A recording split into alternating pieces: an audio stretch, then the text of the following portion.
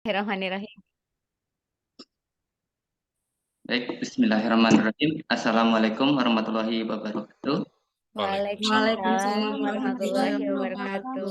wabarakatuh. Selamat pagi, salam sejahtera. Kami dari kelompok 4 akan mencoba mempresentasikan tugas kuliah analisis kurikulum dengan dosen pengampu Ibu Dr. Mega Nur Prabawati MPD. Oke, izin share screen. Silahkan Pak. Ini ada semua ya? Kelompok Pak. Iya, ada semua. Sebentar. Alhamdulillah. Oke, apakah sudah terlihat? Sudah, Pak. Baik, untuk hari ini kita akan mencoba mempresentasikan dari kelompok 4 dengan anggotanya yaitu Mas Andrianto, kemudian Bapak Muhammad Haris Hajrianto dan Mbak Salwa Sakiah.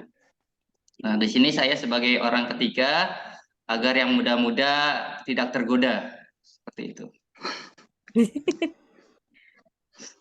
Nah, pada pagi hari ini kita akan membahas terkait dengan model-model dan organisasi kurikulum.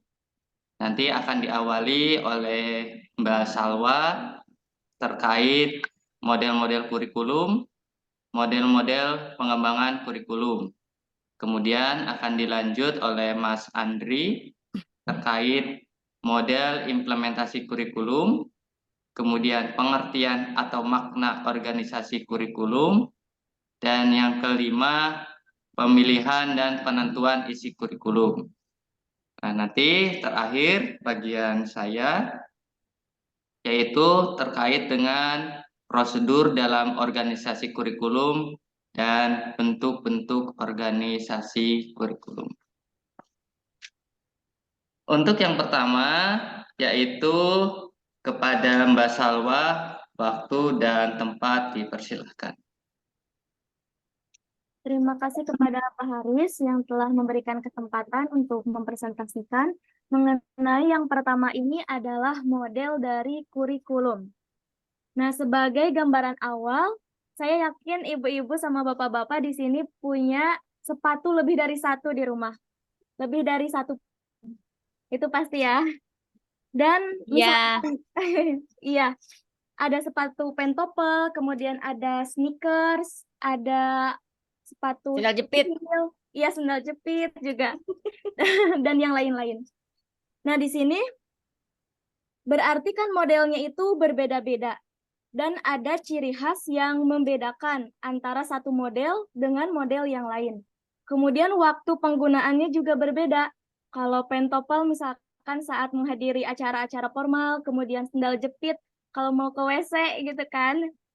Nah, di sini termasuk model konsep kurikulum. Di sini juga terdapat model-model di mana cara penggunaannya, kemudian waktu penggunaannya itu berbeda-beda. Nah, di sini kita akan membahas yang pertama pengertian dari model konsep pengembangan kurikulum. Next, Pak.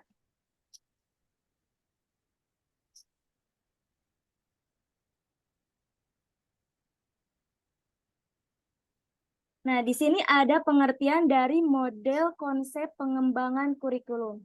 Jadi, sebagai kajian teoritis, model konsep kurikulum ini merupakan dasar untuk pengembangan kurikulum. Menggambarkan pendekatan pengembangan kurikulum yang didasarkan atas konsep kurikulum yang ada. Nah, di sini ada jenis-jenisnya. Next slide.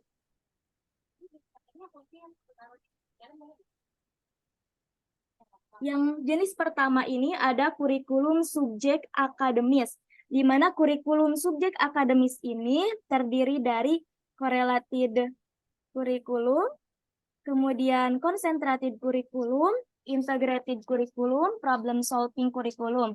Yang kedua, ada jenis kurikulum humanistik. Ada yang ketiga, kurikulum rekonstruksi sosial.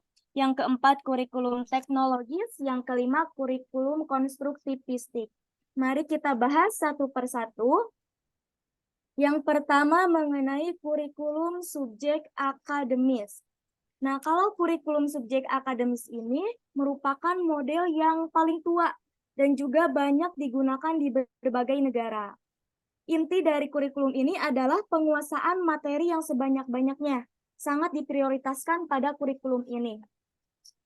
Nah, sehingga pembelajaran itu terfokus kepada guru. Jadi guru harus menguasai berbagai disiplin ilmu, sehingga ada istilah mewariskan pengetahuan kepada generasi baru. Nah, kemudian para pengembang kurikulum ini tinggal memilih bahan-bahan materi ilmu yang telah dikembangkan oleh para ahli disiplin ilmu. Jadi di sini pengembangan subjek akademis ini didasarkan kepada orientasi masa lalu. Jadi pengetahuan yang ada di masa lalu, kemudian guru menyampaikan kepada siswa. Nah, siswa sebagai generasi baru yang akan mewarisi pengetahuan itu. Ini tokohnya ada Paul Hirsch dan Brunner. Tujuannya untuk apa? Yaitu untuk berpikir rasional, kemudian melatih siswa melakukan penelitian dan mengaktualisasikan warisan budaya dan nilai sosial yang ada. Biasanya pembelajarannya menggunakan metode ekspositori dan juga inquiry.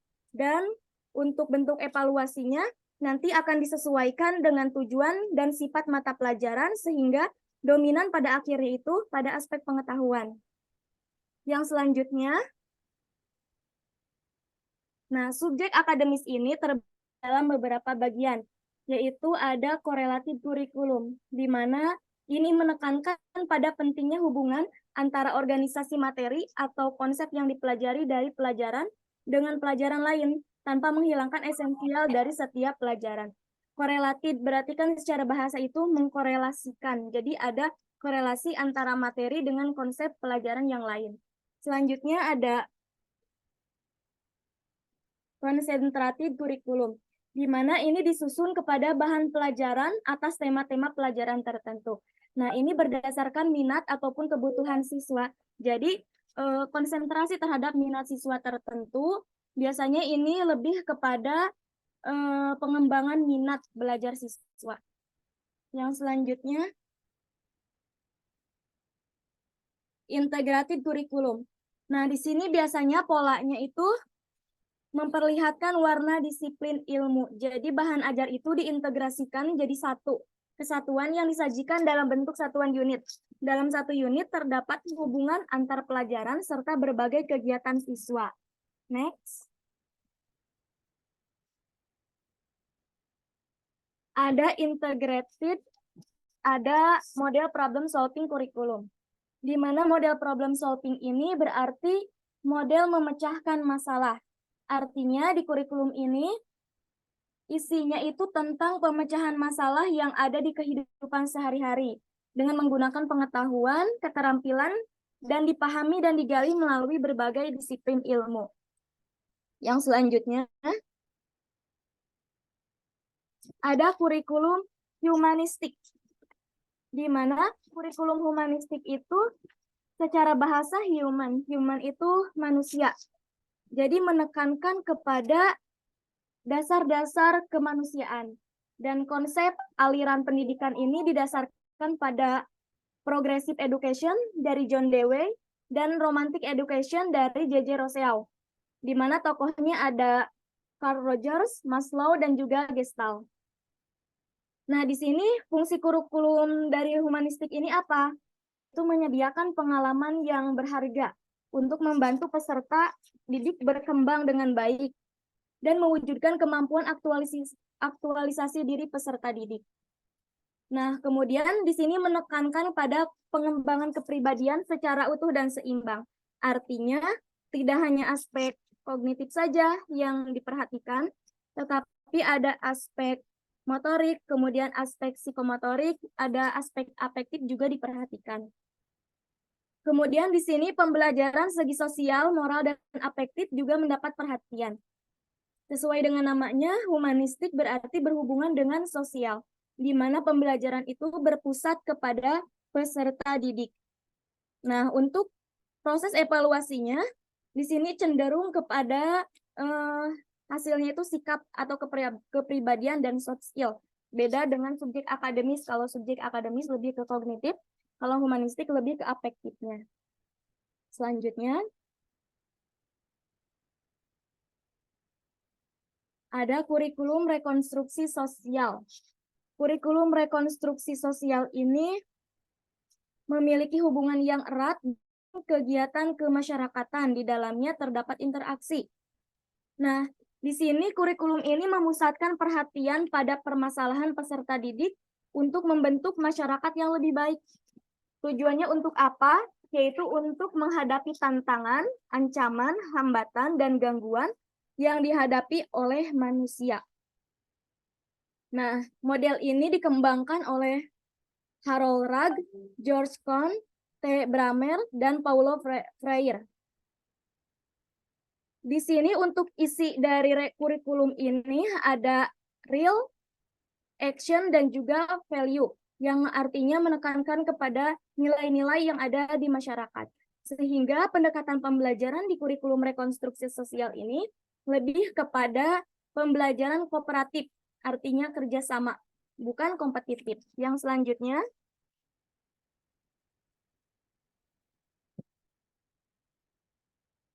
ada kurikulum teknologis. Kurikulum teknologis ini suatu proses yang kompleks dan terintegrasi meliputi manusia, prosedur, ide, peralatan, dan organisasi untuk menganalisa masalah yang menyangkut semua aspek belajar manusia, serta merancang, melaksanakan, menilai, dan mengelola pemecahan masalah tersebut. Karena di sini kurikulum teknologis, berarti ini dipadu-padankan dengan teknologi yang berkembang saat ini. Sehingga model kurikulum yang dikembangkan ini lebih kepada penyusunan program pengajaran, rencana pembelajaran yang dipadukan dengan alat-alat dan media pembelajaran berbasis inovasi teknologi. Dikarenakan pada zaman sekarang teknologi itu semakin canggih dan bisa digunakan sebagai alat bantu dalam pembelajaran untuk meningkatkan kemampuan berpikir siswa. Yang selanjutnya, ada kurikulum konstruktivistik.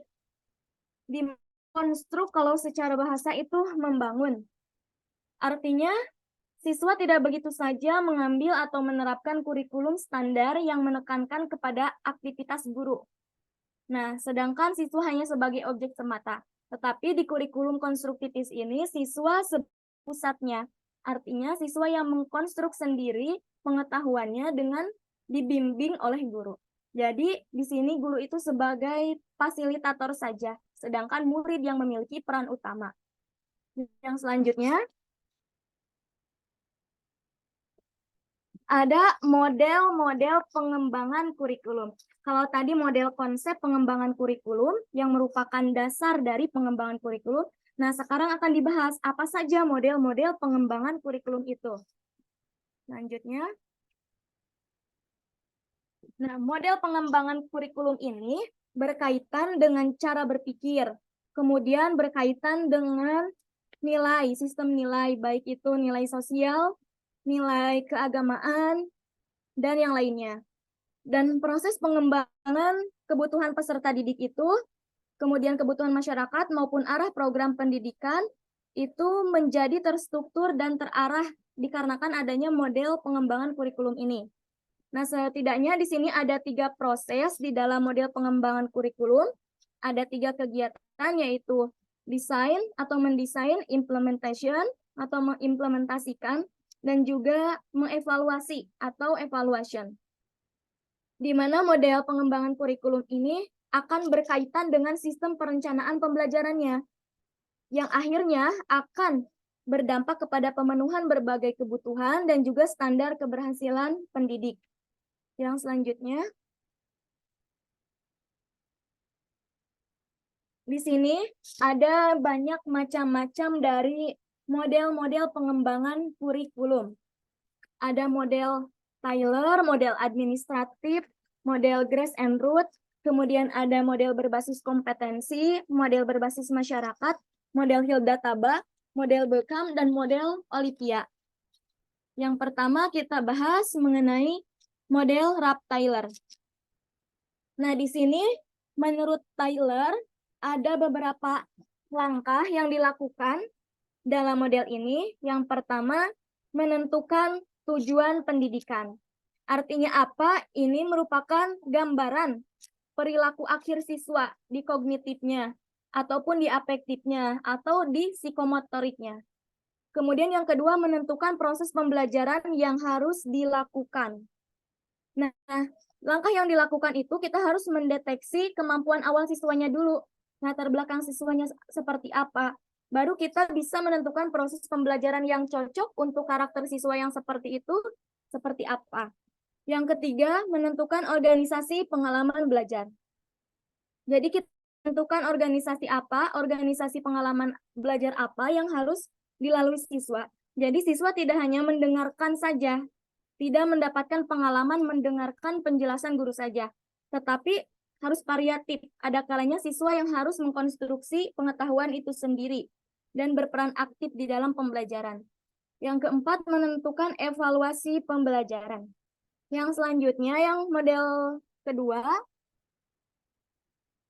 ada model administratif, di mana di sini terkenalnya dengan istilah top down, dari atas ke bawah, atau linear step prosedur.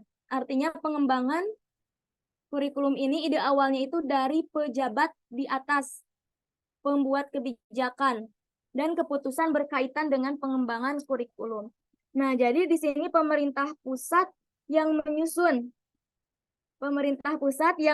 dan mempersiapkan desain pembelajaran untuk di daerah. Daerah itu hanya menerima apa yang telah diprogramkan dari pusat untuk dilaksanakan di daerah. Nah, kelebihannya ini memang guru tinggal menerima model apa gitu, kemudian menerima desainnya. Tetapi kekurangannya ini guru ataupun yang berada di daerah menjadi kurang kreatif karena semuanya sudah didesain oleh pembuat kebijakan di atas. Yang selanjutnya, yang ketiga, model Grace and Root, di mana model Grace and Root ini merupakan kebalikan dari model administratif. Kalau tadi administratif itu dari atas ke bawah, kalau ini dari bawah ke atas. Nah, langkah-langkahnya seperti apa? Langkah-langkahnya yang pertama, ada inisiatif pengembangan datangnya dari bawah atau para pengajar. Jadi para pengajar yang menemukan sendiri apa-apa yang harus dikembangkan di dalam kurikulum. Nah, kemudian yang kedua, tim pengajar dari beberapa sekolah ditambah dengan narasumber lain, misalnya dari orang tua, peserta didik atau masyarakat luas yang relevan. Nah, kemudian yang ketiga, pihak atasan memberikan bimbingan dan juga dorongan. Jadi di sini yang berperan aktifnya para pengajar, karena yang menemukan masalah ataupun penemuan pengembangan dalam kurikulum. Yang keempat, untuk pemantapan konsep pengembangan yang telah dirintisnya diadakan lokakarya untuk mencari input yang diperlukan. Yang keempat, model yang keempat, yaitu model berbasis kompetensi. Tujuannya apa? Tujuannya untuk menjadi bekal keterampilan peserta didik untuk bisa bertahan di era globalisasi. Nah, di sini model ini sebenarnya sudah berkembang lama dan juga merupakan pengaruh munculnya pendidikan berdasarkan kompetensi yang menekankan pada pengembangan kemampuan untuk melakukan tugas-tugas tertentu sesuai standar performa yang telah ditetapkan.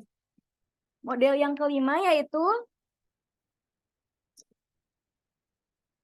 model berbasis masyarakat. Nah, ciri utama dari kurikulum berbasis masyarakat ini itu ada keterkaitan berbagai komponen kurikulum dengan berbagai aspek dan dimensi kehidupan masyarakat, baik itu dalam bentuk kurikulum sebagai dokumen ataupun pembelajarannya. Tujuannya apa? Tujuannya supaya membentuk manusia yang punya kualitas yang diperlukan untuk pelestarian dan pengembangan kehidupan masyarakat. Karena nantinya setiap orang itu akan terjun ke masyarakat. Maka di model kurikulum ini selalu mengaitkan antara aspek pembelajaran dengan aspek sosial kemasyarakatan. Model yang keenam yaitu model Hilda Taba. Model Hilda Taba ini lebih menitik beratkan pada bagaimana mengembangkan kurikulum sebagai suatu proses perbaikan atau penyempurnaan kurikulum. Nah, langkah-langkahnya yang pertama mengadakan unit eksperimen bersama guru-guru. Jadi di sini berkolaborasi antara guru-guru untuk melakukan percobaan apa yang bisa mengembangkan kurikulum. Yang kedua pastinya menguji unit eksperimen. Yang ketiga mengadakan revisi dan konsolidasi. Yang keempat mengembangkan keseluruhan kerangka kurikulum. Yang kelima implementasi dan diseminasi. Selanjutnya,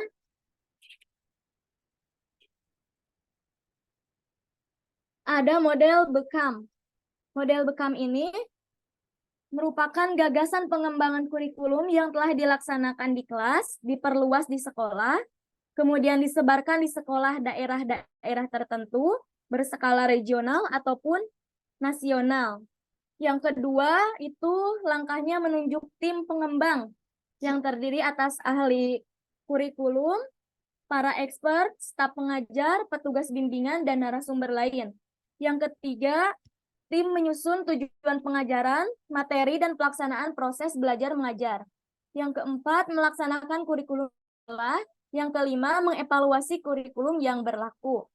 Dan yang terakhir, model yang ke-8, ini mengenai model Olympia.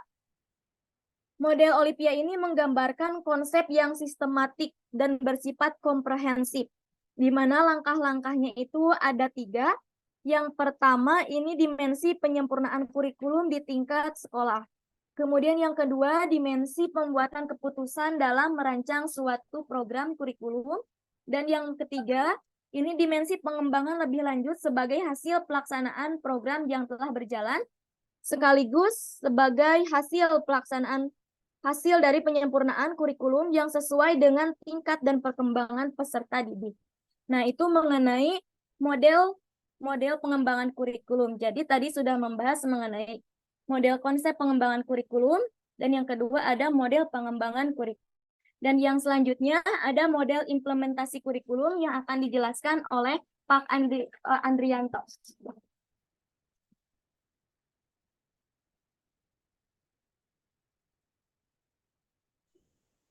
Bismillahirrahmanirrahim. Terima kasih dan Pak Haris yang telah mengizinkan saya untuk mempresentasikan lanjutan, yaitu tentang mengenai model implementasi kurikulum. Nah, saya di sini mungkin banyak sekali ya para ahli yang menerangkan model menurut yaitu tentang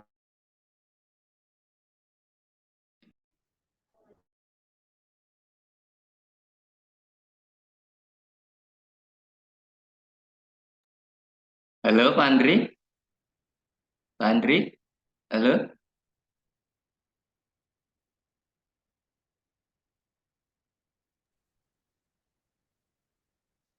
Kasihan ya. Halo Pak Andri? Halo. Halo, ini barusan terpental karena sinyalnya pakai WiFi anggar we. Lanjutkan Pak Andri, lanjutkan. Ya, menurut Ler dan bahwa si kurikulum pada dasarnya memiliki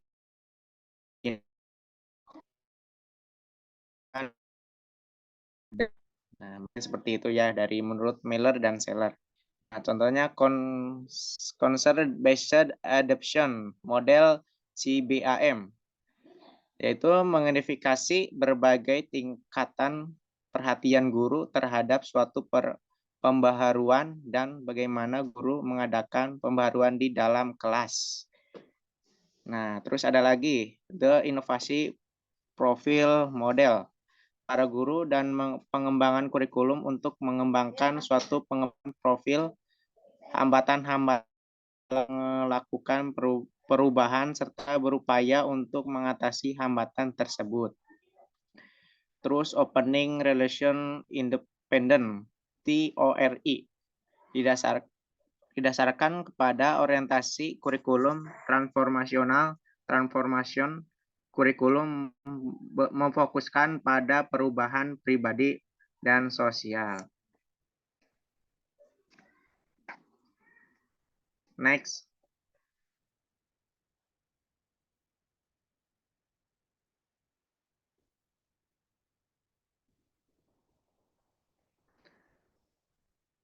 Menurut Ornstein dan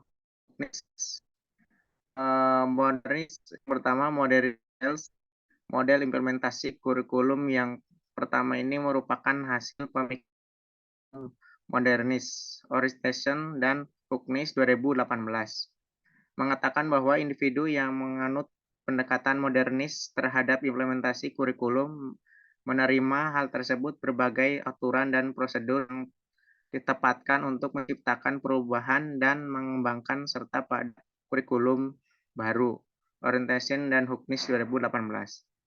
Yang kedua, postmodernis.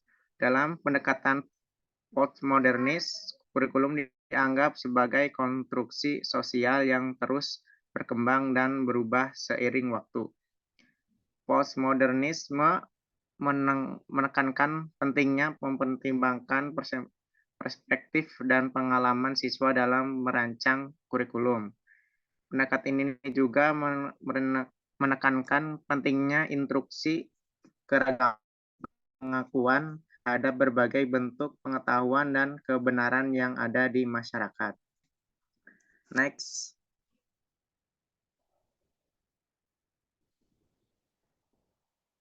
Yang keempat, pengertian organisasi kurikulum.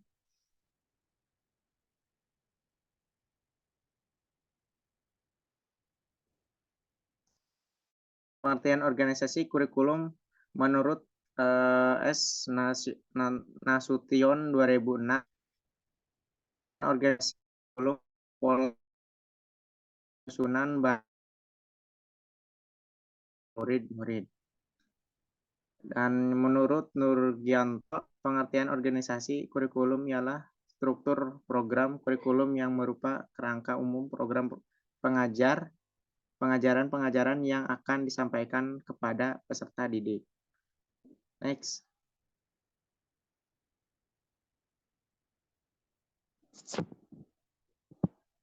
Yang kelima, pemilihan dan penentuan isi kurikulum.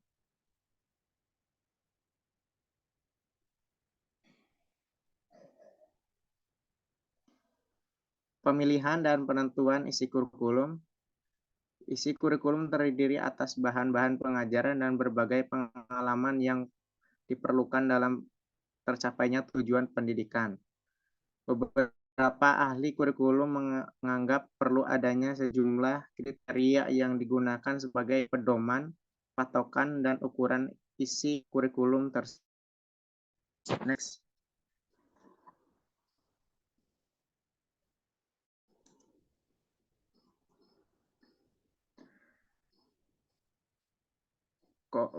Casual dan Campbell telah memutuskan kriteria berikut. Yang pertama, menafsirkan, memahami, dan menilai kehidupan yang kontemporer.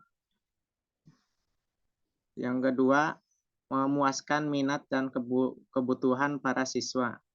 Yang ketiga, mengembangkan kemampuan sikap dan pandang bermanfaat dalam kehidupan orang dewasa. Yang keempat, isi kurikulum hendaknya signifikan bagi bidang mata pelajaran tertentu. Next. Mungkin selanjutnya diteruskan sama Pak Haris.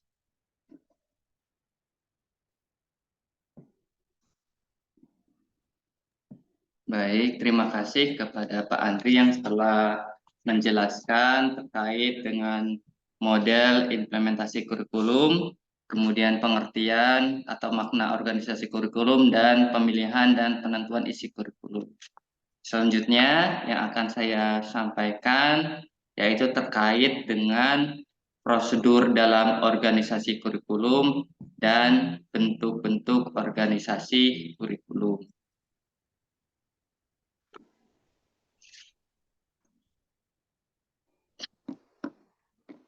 Pada bagian prosedur pengorganisasian kurikulum, di sini saya pecahkan atau saya bagi menjadi dua bagian utama. Yang pertama yaitu faktor-faktor di dalam organisasi kurikulum dan prosedur dalam pengorganisasian menurut Hamalik tahun 2009.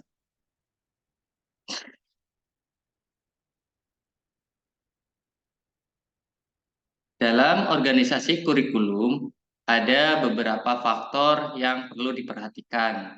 Di antaranya yaitu 1.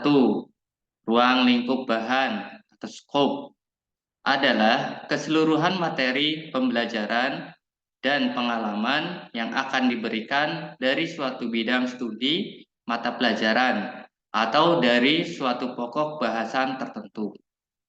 Yang kedua, urutan bahan atau sequence adalah penyusunan bahan pelajaran menurut aturan tertentu secara berurutan. Yang ketiga, penempatan bahan atau grade placement adalah penempatan satu atau beberapa bahan pelajaran untuk kelas tertentu.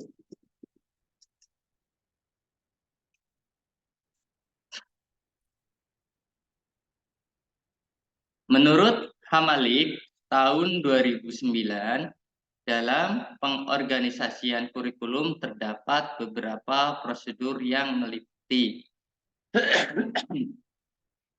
Yang pertama, prosedur buku pelajaran. Yang kedua, prosedur survei pendapat. Yang ketiga, prosedur studi kesalahan. Yang keempat, prosedur mempelajari kurikulum lainnya. Yang kelima, analisis kegiatan orang dewasa.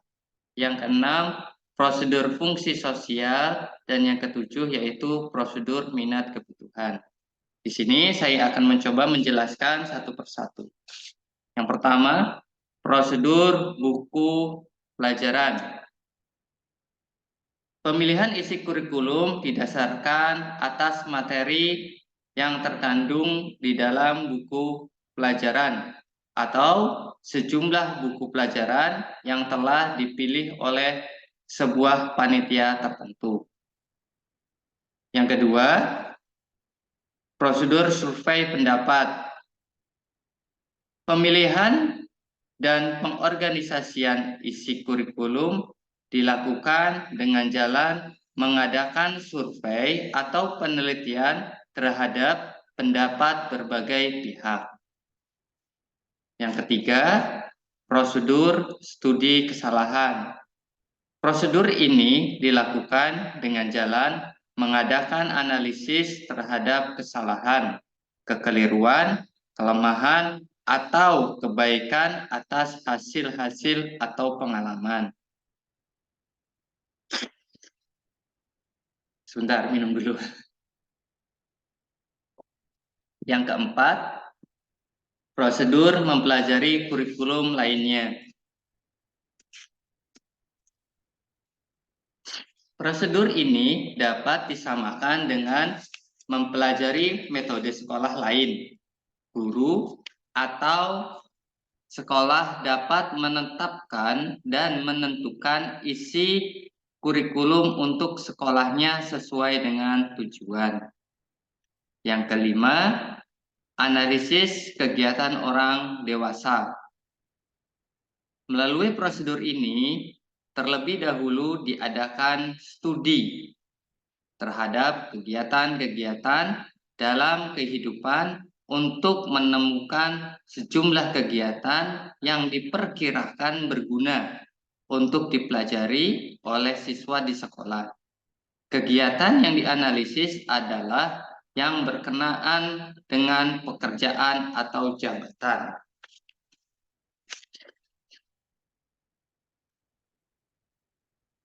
Yang keenam, prosedur fungsi sosial.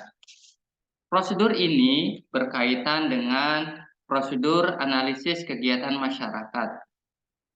Masyarakat melakukan banyak fungsi sosial dalam kehidupannya yang beraneka ragam. Dan yang terakhir, yang ketujuh, prosedur minat kebutuhan. Dalam prosedur ini, minat dan kebutuhan juga melibatkan persistent problem, tetapi scope dan sequence didasarkan atas siswa dan berkenaan dengan fungsi-fungsi personal atau sosial.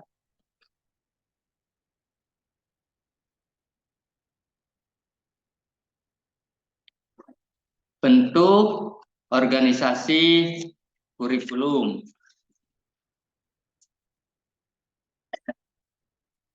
Bentuk organisasi kurikulum di sini saya bagi menjadi 3 topik utama.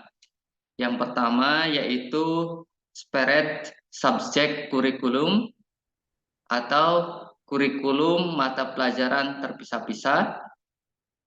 Kemudian yang kedua yaitu correlate kurikulum atau kurikulum dengan mata pelajaran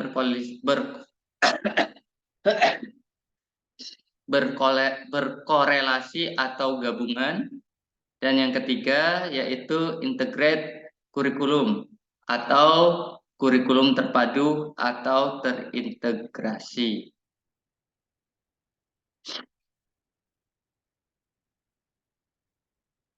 Untuk yang pertama, kita akan membahas mengenai separated subject kurikulum atau kurikulum mata pelajaran terpisah-pisah. Kurikulum ini mempunyai ciri-ciri sebagai berikut.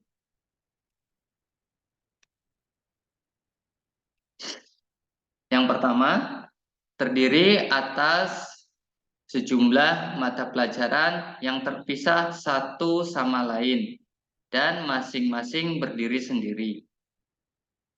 Tiap mata pelajaran seolah-olah tersimpan dalam kotak tersendiri dan diberikan dalam waktu tertentu. Hanya bertujuan pada penguasaan sejumlah ilmu pengetahuan, tidak didasarkan pada kebutuhan, minat, dan masalah yang dihadapi para siswa.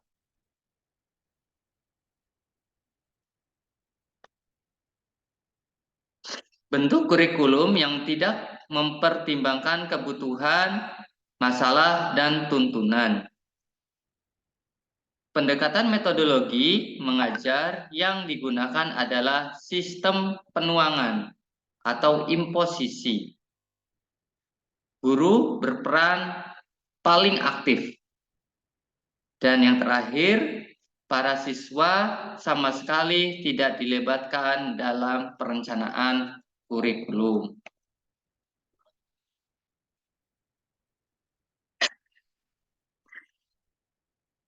Selanjutnya, di bagian separated subject kurikulum atau kurikulum mata pelajaran terpisah-pisah memiliki kelebihan dan kekurangan. Untuk kelebihannya,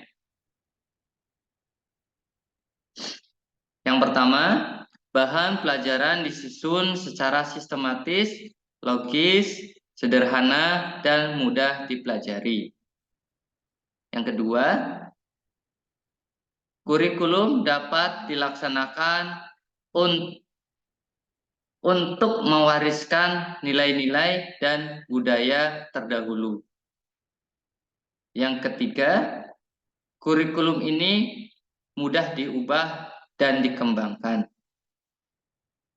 Yang keempat, bentuk kurikulum ini mudah dipola, dibentuk, didesain, bahkan mudah untuk diperluas dan dipersempit, sehingga mudah disesuaikan dengan waktu yang ada. Untuk kekurangannya atau kelemahannya, yang pertama, bahan pelajaran dipelajari secara terpisah-pisah, yang menggambarkan tidak adanya hubungan antar materi.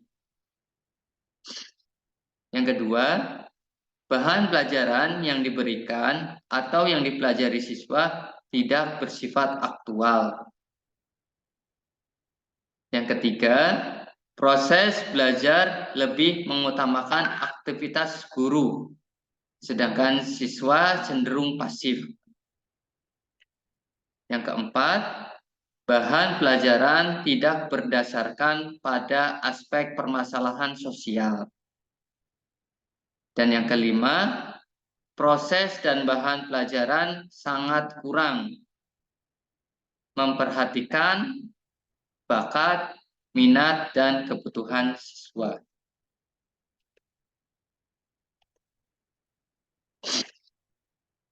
Kemudian yang kedua, yaitu correlated curriculum atau kurikulum dengan mata pelajaran yang berkolerasi atau gabungan. Kurikulum ini mempunyai ciri-ciri sebagai berikut. Yang pertama, berbagai mata pelajaran dikorelasikan satu dengan yang lainnya. Yang kedua, sudah dimulai adanya usaha untuk merelevansikan pelajaran dengan permasalahan kehidupan sehari-hari. Kendatipun tujuannya masih penguasaan pengetahuan. Yang ketiga, sudah mulai mengusahakan penyesuaian pelajaran dengan minat dan kemampuan para siswa, meski pelayanan terhadap perbedaan individual masih sangat terbatas. Yang keempat, metode menyampaikan menggunakan metode korelasi, meski masih banyak menghadapi kesulitan. Dan yang terakhir, meski guru masih memegang peran aktif, namun aktivitas siswa sudah mulai dikembangkan.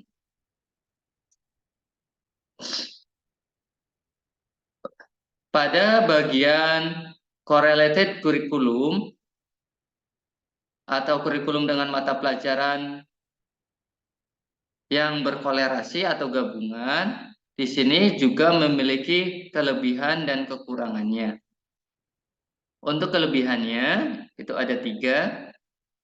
Yang pertama, bahan bersifat korelasi walau sebatas beberapa mata pelajaran.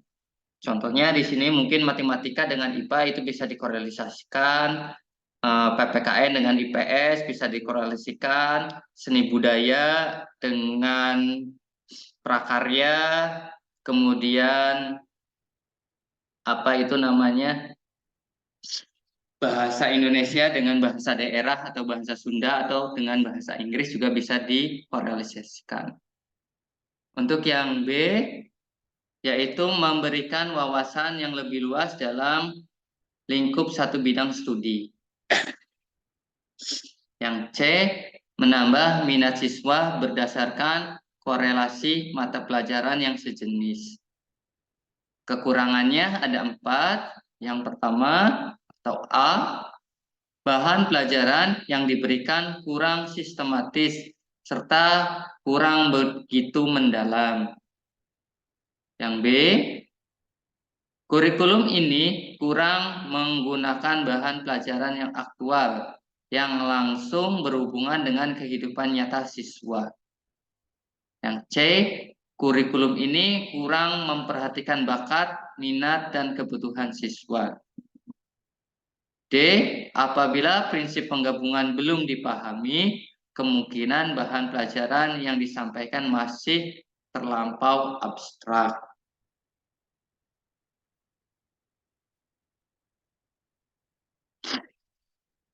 Kemudian integrated curriculum atau kurikulum terpadu atau terintegrasi. Kurikulum ini mempunyai ciri-ciri sebagai berikut.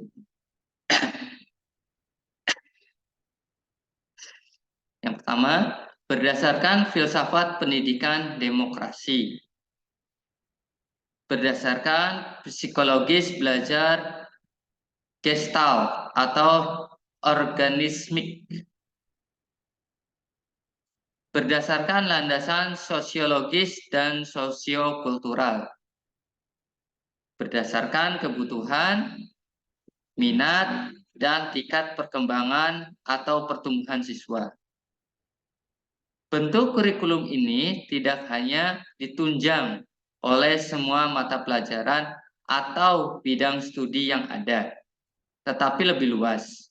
Sistem penyampaian menggunakan sistem pengajaran unit, baik unit pengalaman atau experience unit, atau unit pelajaran, atau subject matter unit. Peran guru sama aktifnya dengan peran murid. Bahkan peran murid menonjol dalam kegiatan belajar dan guru bertindak selaku pembimbing.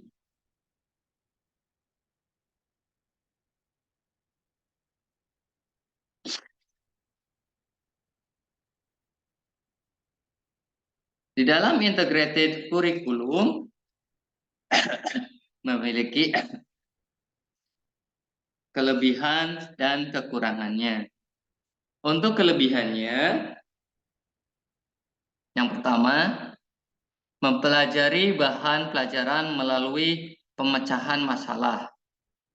Yang kedua, memberikan kesempatan pada siswa untuk belajar sesuai dengan bakat, minat, dan potensi yang dimilikinya secara individu.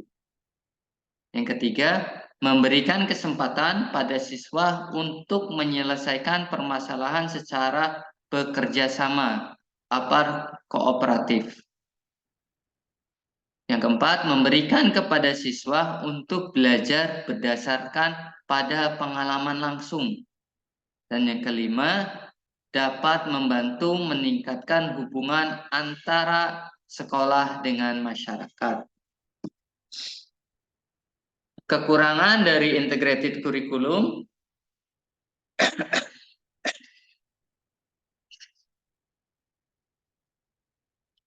yang pertama, ditinjau dari ujian akhir atau tes masuk yang uniform, maka kurikulum ini akan banyak menimbulkan keberatan. Yang kedua, diperlukan waktu yang banyak dan bervariasi sesuai dengan kebutuhan siswa atau kelompok. Yang ketiga, dapat memungkinkan kemampuan yang dicapai siswa akan berbeda secara mencolok. Dan yang keempat, kemungkinan akan memerlukan biaya, waktu, dan tenaga yang banyak. Oleh karena itu, perlu adanya pengorganisasian yang lebih optimal. Mungkin itu saja yang dapat kami sampaikan dari kelompok 4. Terima kasih. Wassalamualaikum warahmatullahi wabarakatuh. Waalaikumsalam warahmatullahi Wabarakatuh.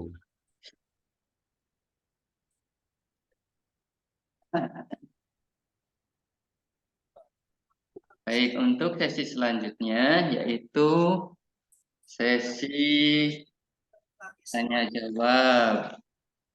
Saya yang bertanya, bapak-bapak yang menjawab, seperti itu ya. Boleh. Ceritanya Bapak Kalau nggak Bapak ada yang teh. bertanya, mending tanya aja satu-satu. Ya, kan Boleh. biasanya kalau guru kan kayak gitu. Kita yang mengajarkan, kita yang bertanya. Mas Iya, Farhan betul. gelap temen itu. Gitu. Ya ini teh lawan cahaya, nah harus gini lah. Belakangnya jendela, bentar ya. Nah, Udah aman kelihatan kan? gantengnya ya Pak Ali ya? Ini poek deh, nggak apa-apa we. Kalau saya kan memang gelap, jadi biasa aja. Ayo, ayo. Mau dicerahin juga udah gelap dari sananya susah ya Pak Ali ya? Iya, betul. Yang penting masa depan. Background Pak Dadi bagus juga ya. Itu Pak Dadi. Boleh di-share Ganti juga lagi Pak nggak Dadi. dibagiin kayaknya ya. Biar kelihatan Bosen. putih.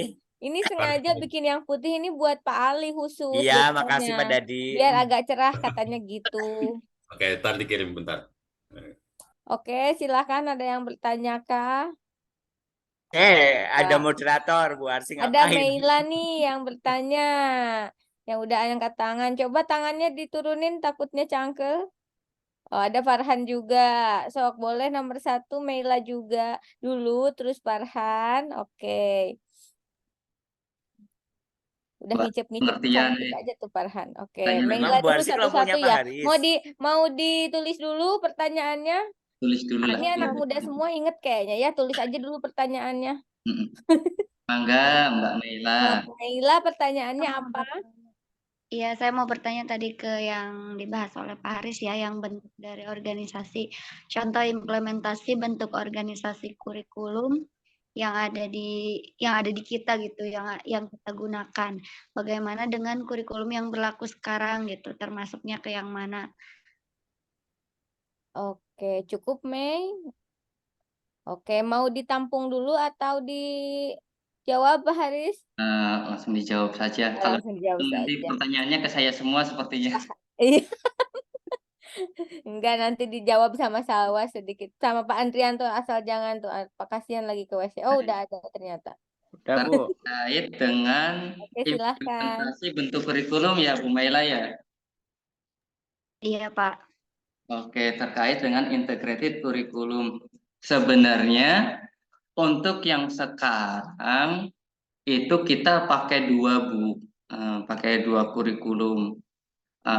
Karena secara tidak langsung di dunia pendidikan di Indonesia sekarang itu kan kita masih pakai kurikulum 13 dan kurikulum merdeka.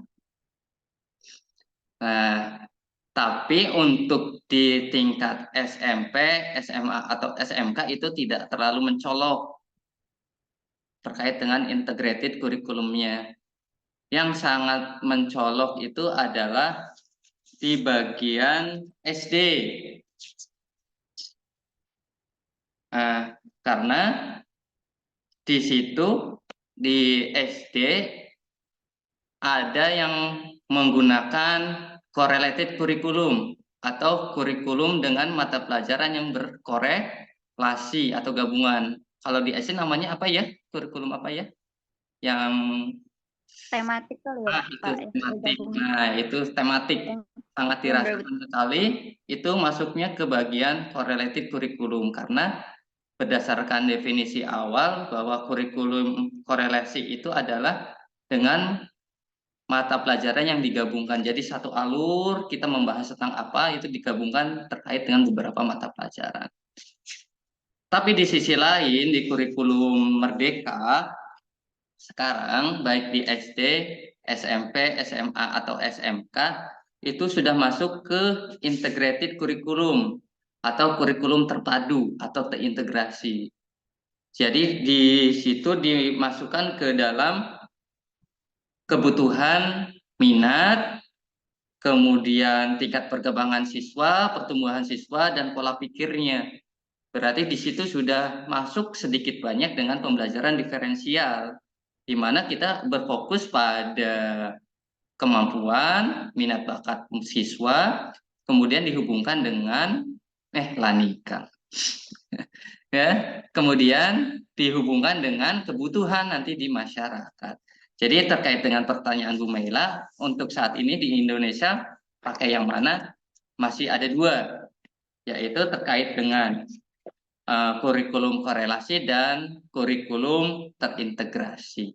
Kurikulum korelasi itu pada kurikulum 2013 dan kurikulum terintegrasi pada kurikulum Merdeka. Itu yang bisa saya jawab Ibu Meila.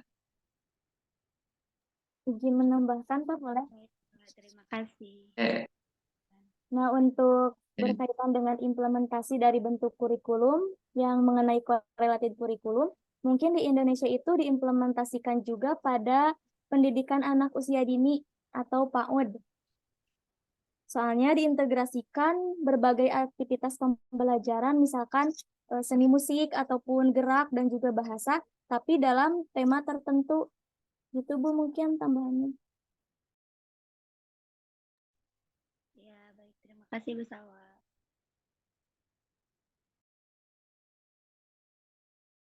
Baik, selanjutnya dari Mas Farhan. Silakan. Oke, baik Pak. Selamat pagi Pak Haris. Ini Pagi. gelap. Ini, Pak, eh, sama sih pengen nanya di implementasi yang model, Pak.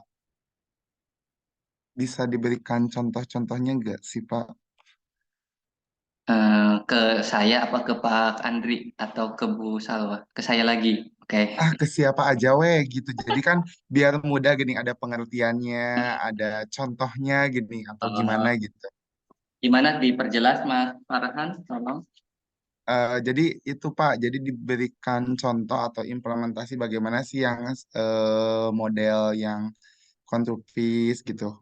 Di kenyataannya gitu, atau contohnya itu seperti gimana gitu.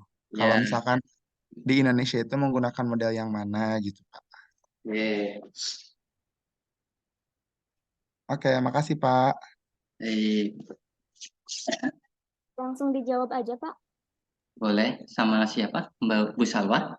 Ya, nanti tambahan ya sama Bapak. Ya, kalau ada laki-laki dulu gitu ya. Baik, saya akan mencoba menjawab sebisanya terkait dengan bentuk organisasi kurikulum. Tadi dijelaskan bahwa ada 3. Yang pertama yaitu tentang kurikulum mata pelajaran terpisah-pisah atau separated subject curriculum. Kemudian yang kedua adalah correlated curriculum dan dengan mata pelajaran atau berkolerasi gabungan, dan yang terakhir yaitu integrated curriculum atau kurikulum terpadu atau terintegrasi. Jika kita amati dari bentuk ciri-cirinya yang tadi ada 3, saya menangkapnya bahwa untuk yang separated curriculum atau kurikulum mata pelajaran yang terpisah-pisah itu adalah ketika kita masuk di KTSP. Ya, Yang dipisah-pisah di permapel ya Pak itu Pak. kayak dulu kita zaman saya SD SMP itu terpisah-pisah, matematika ya jalan sendiri. Oh iya iya IPA-nya iya. ada, IPA-nya kan sekarang mah digabung. Kalau dulu itu masih ada fisika, biologi Iya benar. sendiri. IPS-nya masih ada ekonomi, geografi, sejarah, sosiologi, jalan sendiri seperti itu. Itu terpisah-pisah. Itu di KTSP, di separated subject curriculum. Kemudian di bagian kedua yaitu correlated curriculum atau kurikulum dengan mata pelajaran yang berkorelasi atau digabungkan. Nah, ini akhirnya kan muncul yang namanya IPA terpadu. Mapel-mapel yang tadi itu yang fisika, kimia, biologi jadi satu. Kemudian ada IPS, jadikan satu, seperti itu.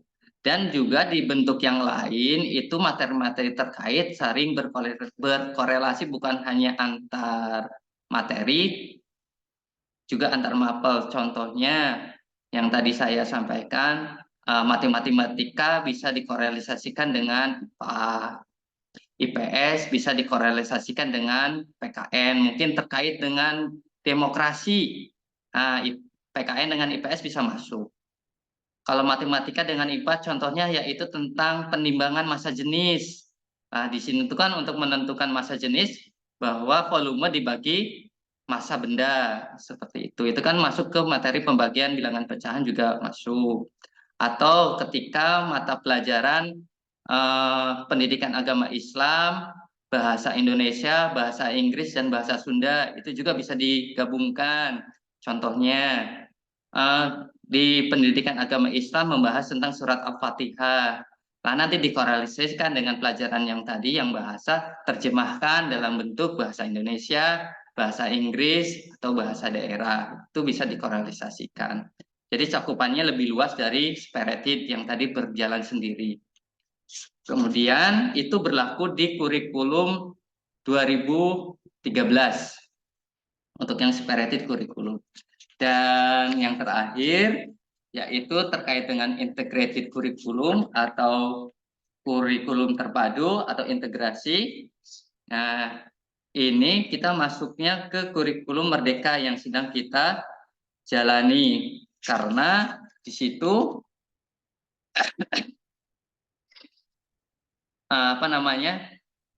bentuk kurikulum ini ditunjang oleh semua mata pelajaran atau bidang studi yang ada. Yang tadi di bagian integrasi kurikulum hanya beberapa mata pelajaran yang satu induk atau satu pokok, tapi untuk integrated kurikulum ini semuanya dimasukkan.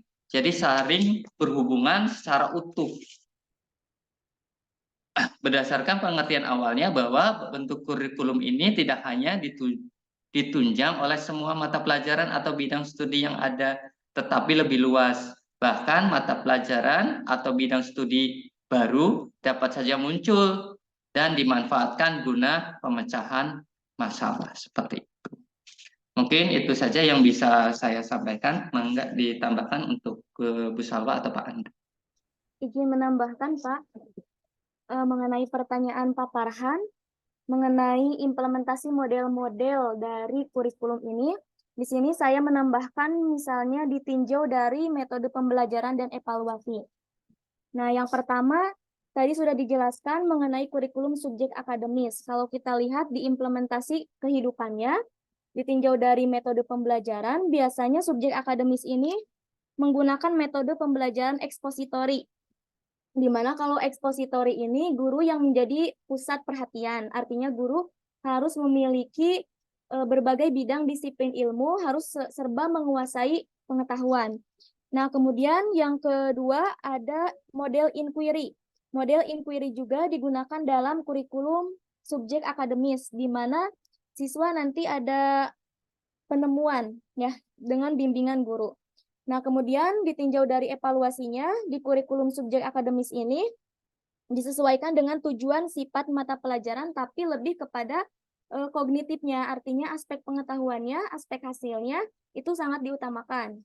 Nah, kemudian yang model kurikulum humanistik, kalau ditinjau dari metode pembelajaran yang digunakan atau yang diimplementasikannya, itu biasanya model pembelajaran kooperatif, bukan kompetitif. Artinya kooperatif itu kerjasama, kemudian membangun sosialisasi, dan sebagainya. Nah, kemudian di sini evaluasi dari kurikulum humanistik ini lebih kepada kepribadiannya atau soft skill, di mana aspek afektif ini sangat diperhatikan kalau di kurikulum humanistik. Nah, kemudian yang selanjutnya ada rekonstruksi sosial. Kalau model rekonstruksi sosial ini biasanya kalau diimplementasikan dalam metode itu ada namanya metode role playing, artinya yang melatih kerjasama atau sosial. Ini hampir sama dengan humanistik, di mana evaluasinya juga nantinya ke arah sikap dan juga keterampilan yang lebih diperhatikannya itu. Kemudian ada kurikulum teknologis, di mana di sini biasanya model pembelajaran itu dipadu-padankan dengan teknologi yang berkembang saat ini. Misalnya kalau di pembelajaran matematika, persamaan kuadrat bisa menggunakan Photomath, atau fungsi kuadrat bisa diintegrasikan dengan Desmos atau GeoGebra dan Gramatika misalnya seperti itu. Nah, kemudian evaluasinya juga ini ada 3. Yang pertama sikap, pengetahuan, dan juga skill kalau di kurikulum teknologi. Nah, kemudian ada lagi di kurikulum konstruktif. Di kurikulum konstruktivistik ini metode implementasi pembelajarannya biasanya yang bersifat membangun pengetahuan siswa. Contohnya pembelajaran Nopik, di mana pembelajaran Nopik itu kan ada proses mengungkap konsepsi awal, ya. Kemudian bagaimana siswa membangun pengetahuannya, dan yang terakhir ada evaluasi, di mana kurikulum konstruktivis ini ada 3 arah juga, sikap, keterampilan, dan juga pengetahuan. Nah, kemudian untuk kurikulum problem solving juga biasanya metode pembelajarnya problem based learning, di mana siswa juga itu ikut andil di dalam memecahkan masalah-masalah yang ada. Gitu. Mungkin itu tambahannya Pak Farhan. Oke, baik. Terima kasih Bu Salwa dan Pak Haris atas penjelasannya. Berarti tinggal dikaitkan aja dengan metode pembelajarannya ya, untuk lebih memudahkan. Terima kasih. Ya, oke Pak Andri mau menambahkan? Nggak mau bertanya. Oh Pak Andri, oke. Gimana Pak? Bentar Pak Ali. Gimana Pak Andri mau menambahkan?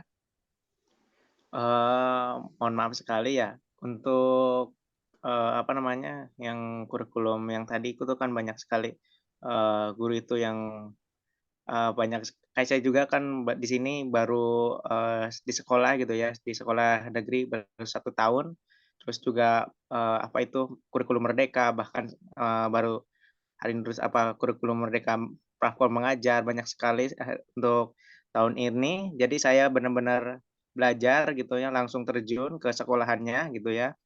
Kalau dulu hanya mengawang-awang, kalau sekarang kan udah langsung terjunnya, bahkan saya jadi gurunya langsung. Nah, terus juga saya juga belum memahami tentang kurikulum yang sekarang apalagi yang dulu gitu ya.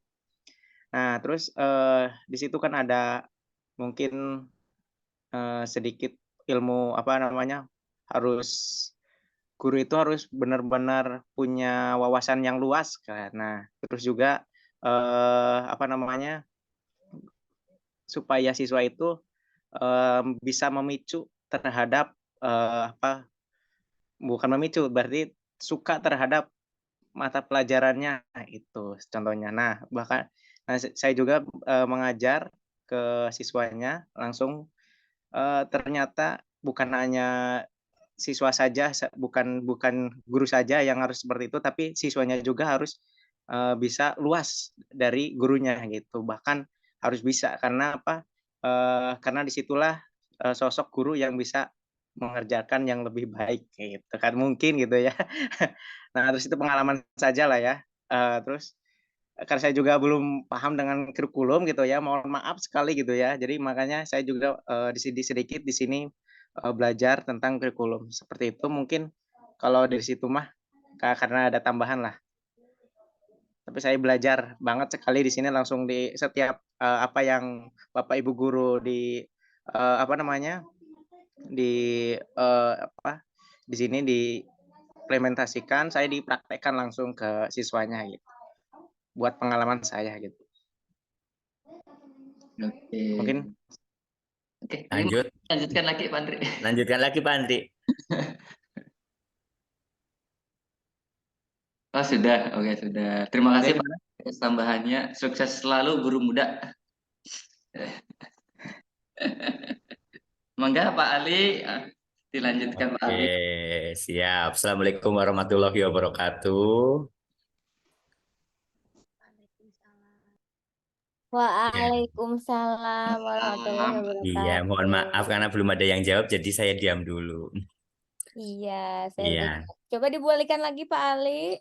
Kan jangan jawaban saya Assalamualaikum doang. warahmatullahi wabarakatuh. Waalaikumsalam Waalaikumsalam warahmatullahi warahmatullahi wabarakatuh. Bu Vina belum ada suaranya, pengen dijawab. Asik. Asik. Oke.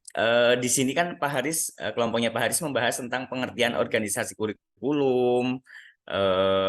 Kemudian di situ ada tentang pemilihan dan penentuan isi kurikulum.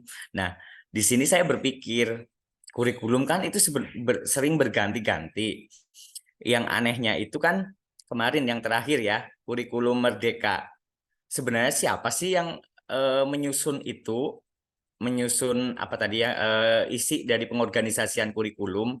Nah, padahal kan itu kan memerlukan waktu yang lama tuh. Kalau menurut saya loh, memerlukan waktu yang lama dalam pengorganisasian itu, materinya dari SD, dari SMP. Nah, kenapa tiba-tiba kurikulum merdeka itu tiba-tiba muncul? Ya memang sih dari itu memang lebih baik penyempurnaan. Nah, yang saya pikirkan itu siapa sih yang menyusun? Apakah tiba-tiba menteri jadi itu langsung punya susunan seperti itu? Apakah memang itu apa namanya sudah bisnis apa namanya ya project yang dibeli dimasukkan atau bagaimana? Terima kasih. Ini pertanyaannya pertanyaan tepi jurang ini. Kenapa Pak Haris? Kalau susah nggak usah dijawab Pak Haris. Tepi jurang karena di satu sisi kita harus setuju dengan kebijakan pemerintah, di satu sisi saya harus menjawab pertanyaannya Pak. Bukan Pak Haris, ini sharing aja. Maksudnya saya itu tadi kepikiran di isinya Pak Haris ini. Sebenarnya ada penyusunan ya. Iya. Tetapi kok kenapa tiba-tiba ada gitu.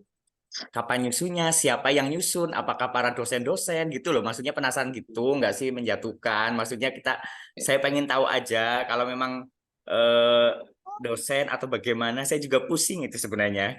Karena gini, loh ini materinya kok berat gitu. Saya tadi baca punya Pak Haris kok materinya berat ya gitu. Oke, terima kasih Pak Ali atas pertanyaannya. Saya itu kadang takut kalau Pak Ari yang bertanya gini. Makanya dari tadi, aduh ini. Oke, terkait dengan organisasi kurikulum dan penentuan isi kurikulum dan kenapa kurikulum berganti-ganti. Kita harus pahami dulu bahwa pendidikan, pola pikir, dan kebutuhan dari masa ke masa itu berbeda, Pak. Ya, mungkin ketika dulu kita di SD, kurikulum KTSP dirasa cukup. Nah, kita naik ke SMA, oh ini sudah harus adanya hubungan dengan teknologi. Akhirnya gantilah ke kurikulum 13. Ya kan? Kemudian kemarin karena ada COVID, bahwa pembelajaran harus dirubah total, yang tadinya pembelajaran langsung luring harus dirubah ke daring, dan untuk mengejar ketertinggalan akhirnya kan muncul kurikulum merdeka. Di sisi lain juga memang sudut pandang kita pada saat pergantian menteri kemarin memang ketika menteri atau pemerintahan sebelumnya itu kita berpatokan pada pembelajaran Barat dan Amerika secara umum, tapi untuk di kurikulum merdeka justru sekarang kembali lagi ke sudut pandang nasional terkait dengan pembelajaran Ki Hajar Dewantara seperti itu. Jadi terkait dengan kenapa kurikulum berganti-ganti, karena kita harus menyesuaikan dengan kebutuhan anak di masa sekarang dan di masa depan seperti itu. Yang harus kita pahami secara betul dan dijalankan yaitu apapun itu kurikulumnya, dari kurikulum KT97 ke KTSP, ke K13, K13 terbaru, kemudian ke kurikulum merdeka sekarang, atau mungkin nanti di masa yang akan datang akan berubah lagi ke kurikulum apa seperti itu. Yang harus kita pahami bahwa kita harus mempunyai keyakinan bahwa kurikulum ini dibentuk untuk kepentingan murid kita. Karena ketika kita tidak meyakini itu, ya sudah tidak akan berubah. Kita tetap pakai kurikulum yang lama kalau tidak ada perubahan dan tidak meyakini itu. Kemudian siapa yang membuat kurikulum? Siapa Wali? Siapa yang membuat kurikulum? Seperti tadi yang diarahkan atau yang dijabarkan oleh Bu Salwa, ada yang namanya top down dan sistem GRACE, atau dari pusat ke bawah, atau dari GRACE, apa itu namanya, root GRACE ya, dari bawah ke atas. Yang saya pikirkan di sini, karena kita adalah negara demokrasi, saya ambil keduanya. Di satu sisi pemerintah menentukan kebijakan, yang menjadi landasan adalah kita yang ada di lapangan. Karena saya yakin pemerintah pun tidak semena-mena besok ganti kurikulum merdeka. Pasti ada beberapa waktu yang cukup lama dalam kaji itu. Karena sistem akan berjalan apabila sudah ada poin-poin tertentu yang dianggap cukup dan yakin. Dan pastinya di situ ada validasinya. Tidak semena-mena menteri yang sekarang atau besok Pak Ali jadi menteri kembali lagi ke kurikulum 2013 atau memunculkan kurikulum pariwisata mungkin besok, kan bisa saja. Tapi kan untuk tahap itu tetap harus ada proses. Dari mana? Pemerintah mengkajinya ke kita yang ada di lapangan. Bisa dilihat dari rapat pendidikan, situasi kondisi di lapangan, kemudian apakah sarana prasarananya cukup dan lain-lain. Mungkin itu Pak Ali. Jadi dari mana? Dari atas ke bawah dan dari bawah. Dan bawah ke atas. Iya. Sebenarnya saya pengen tanya ke Bu Mega. Bu Mega ya ada nggak ya? Maksudnya nanti kan ada rekamannya. Sebenarnya gini, apakah pernah tuh para dokter, para ilmuwan itu dikumpulkan untuk mengkaji suatu apa namanya kurikulum? Apakah ada? Memang kadang-kadang kan pengkajian sekarang itu mungkin dipakainya nanti 5 tahun yang akan datang. Nah, saya itu penasaran sebenarnya.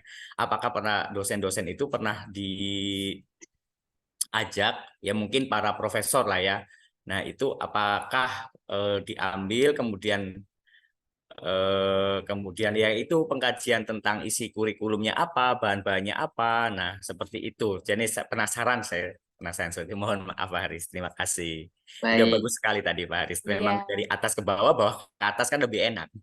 Pak Ali ikut menambahkan, masih ada waktu nggak Pak Haris kalau saya ikut Masih menambahkan ada sedikit? waktu 5 menit lagi. 5 menit lagi cukup ya penutupan sedikit. Jadi Iya. Pak Ali, saya kalau yang itu pertanyaan Pak Ali, apakah dosen misalkan pernah nggak ya mendiskusikan dulu waktu saya di perkuliahan, waktu itu masih ada ujian nasional. Pak Ali inget ya, kan ujian nasional sekarang-sekarang. Nah, itu kita bikin ada komunitas gitu Pak Ali. Jadi memang isinya orang-orang yang apa ya, berpendidikan yang pertama, dan orang-orang yang ada anak pinter terus dia nggak lulus UN. Nah, kita itu mengumpulkan orang, jadi si komunitas itu mengumpulkan yang UN gitu, yang nggak lulus. Nah, akhirnya bikin seperti noktah merah tentang ujian nasional. Itu ada ininya Pak Ali, pembahasannya panjang sekali.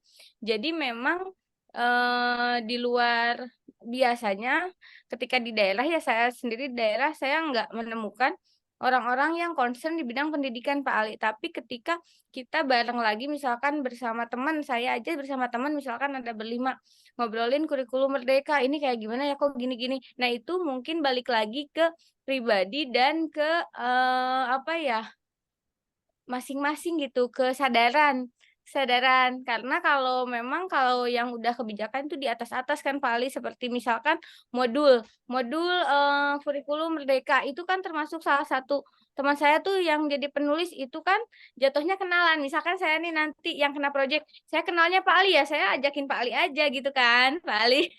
Oh, berarti Misal. sistem ya. Iya, jadi sistem memang jadi tapi ada pertanyaan sebenarnya, di benak saya kan ada NCTM ya kalau di luar negeri tuh, organisasi yang memang concern terhadap pendidikan matematika. Itu kan kalau di kita kayak MGMP biasa sebenarnya. Cuman itu menjadi organisasi besar dan digunakan gitu. NCTM kan National Council ya Teachers Matematik. Jadi kumpulan guru-guru matematika. Pak Ali itu ada, itu kan kumpulan guru matematika Amerika awalnya. Tapi menjadi sekarang itu kalau dilihat tujuan kurikulum merdeka sekarang udah mulai literasi, numerasi, pemecahan masalah, itu dari NCTM tahun 2000. Nah, mungkin di Indonesia ada, tapi mungkin nggak up ya Pak Ali ya, atau kita nggak tahu circle-nya di mana Pak Ali. Mungkin nunggu viral dulu. Iya, betul. Nah, itu juga kan ujian nasional dulu ramai sekali ya. Nah, terus kalau dihilangkan, kalau memang sistem atasnya nggak bisa, mau woro-woro gimana pun kita kan susah Pak. Ya, Pak, itu sudah ngumpulin banyak bahwa ujian nasional tuh perlu dihapuskan, tapi sebelum adanya sistem yang memang nggak usah ujian nasional, tanpa demo-demo pun ya alhamdulillah tuh UN dengan sendirinya hilang, ya nggak Pak Ali, Pak Haris. Nah, iya, jadi Setuju, kebijakan UN memang hilang. dari atas Pak Ali. Lebih Walaupun condong dari atas ya, Bu. betul, walaupun ada nih perkumpulan-perkumpulan kecil, misalkan seperti itu, pasti itu teh ada perkumpulan-perkumpulan seperti itu. Paling cuman balik lagi ujungnya ke kebijakan ya, seperti itu. Kebijakan pemerintah, karena yang mengambil keputusan terakhir ya pemerintah itu sendiri. Baik, terima kasih karena waktunya sudah pukul 9 lebih. Jika ada pertanyaan lainnya bisa ditampung, bisa dikirim di grup WA. Oke, terima kasih teman-teman atas kerjasamanya hari ini. Sama-sama. Biasa. Jangan lupa foto bersama. Foto dulu, silahkan. Satu, abis yang terakhir ini. Iya. Ya, Ayo Farhan, ayo. Satu, Putihkan muka. dua. Ini Pak Yayan di mana? Satu, Lagi di UPI, Bu. dua, tiga. Lagi, satu kali lagi. 1, 2, 3. Udah, terima Baik. kasih. Di stop. Saya tutup. Sekian, terima kasih. Wassalamualaikum warahmatullahi wabarakatuh. Waalaikumsalam warahmatullahi Waalaikumsalam warahmatullahi wabarakatuh. wabarakatuh. Alhamdulillah.